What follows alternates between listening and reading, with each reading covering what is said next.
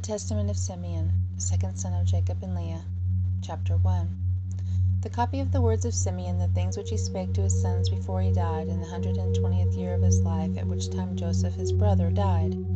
For when Simeon was sick, his sons came to visit him, and he strengthened himself, and sat up and kissed them, and said, Hearken, my children, to Simeon your father, and I will declare to you what things I have in my heart. I was born of Jacob as my father's second son, and my mother Leah called me Simeon, because the Lord had heard her prayer. Moreover, I became strong exceedingly. I shrank from no achievement, nor was I afraid of aught.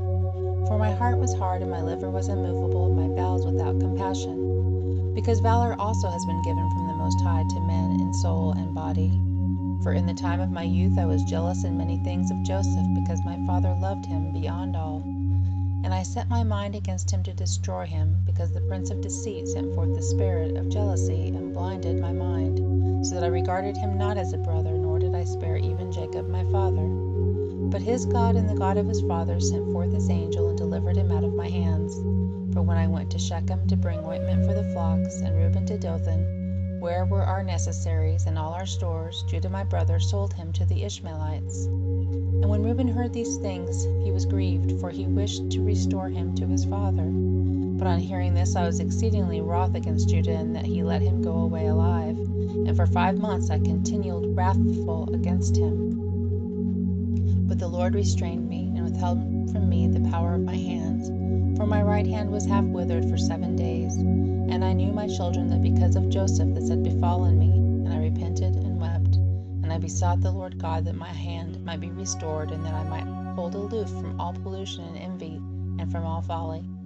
For I knew that I had devised an evil thing before the Lord and Jacob my father on account of Joseph my brother, and that I envied him. And now, my children, hearken unto me, and beware of the spirit of deceit and envy. For envy ruleth over the whole mind of a man, and suffereth him neither to eat nor to drink, nor to do any good thing. But it ever suggesteth to him to destroy him that he envieth. And so long as he that is envied flourisheth, he that envieth fadeth away.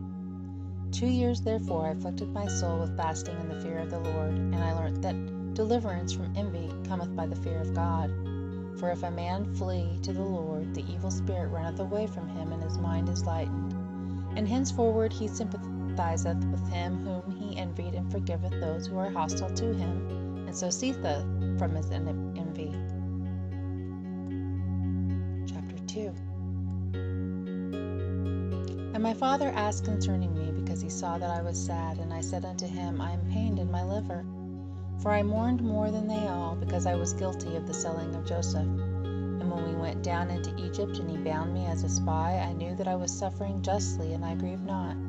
Now Joseph was a good man, and had the Spirit of God within him, being compassionate and pitiful. He bore no malice against me, but loved me even as the rest of his brothers. Beware therefore, my children, of all jealousy and envy, and walk in singleness of heart, that God may give you also grace and glory and blessing upon your heads, even as he saw in Joseph's case. All his days he reproached us not concerning this thing, but loved us as his own soul, and beyond his own sons glorified us, and gave us riches, and cattle, and fruits. Do ye also, my children, love each one his brother with a good heart, and the spirit of envy will withdraw from you. For this maketh savage the soul, and destroyeth the body. It causeth anger and war in the mind, and stirreth up unto deeds of blood, and leadeth the mind into frenzy, and causeth tumult to the soul, and trembling to the body. For even in sleep malicious jealousy gnaweth, and with wicked spirits disturbeth the soul, and causeth the body to be troubled, and waketh the mind from sleep and confusion. And as a wicked and poisonous spirit, so appeareth it to men.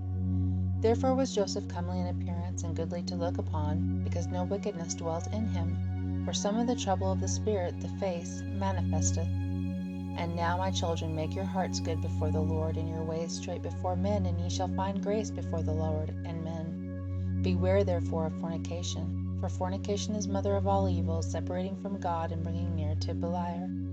For I have seen it inscribed in the writing of Enoch, that your sons shall be corrupted in fornication, and shall do harm to the sons of Levi with the sword. But they shall not be able to withstand Levi, for he shall wage the war of the Lord, and shall conquer all your hosts.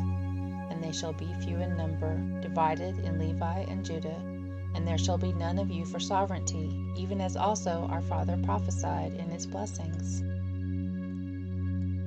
Chapter 3. Behold, I have told you all things, that I may be acquitted of your sin. Now if you remove from you your envy and all stiff-neckedness, as a rose shall my bones flourish in Israel, and as a lily my flesh in Jacob.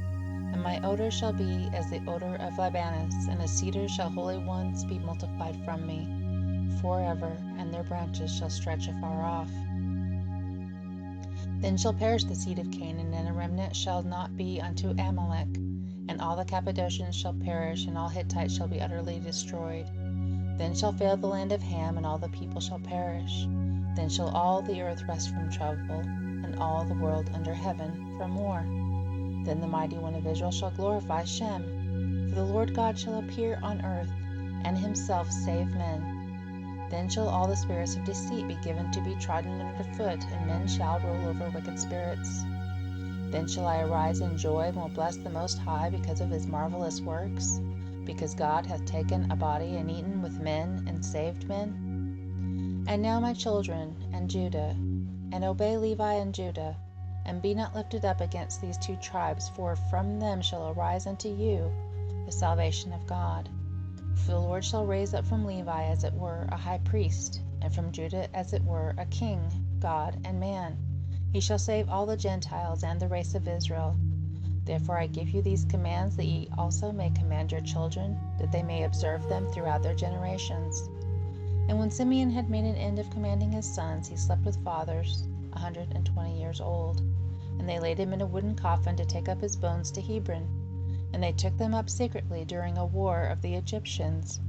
For the bones of Joseph the Egyptians guarded in the tombs of the kings. For the sorcerers told them that on the departure of the bones of Joseph there should be throughout all the land darkness and gloom, and an exceeding great plague to the Egyptians, so that even with a lamp a man should not recognize his brother. And the sons of Simeon bewailed their father, and they were in Egypt until the day of their departure by the hand of Moses.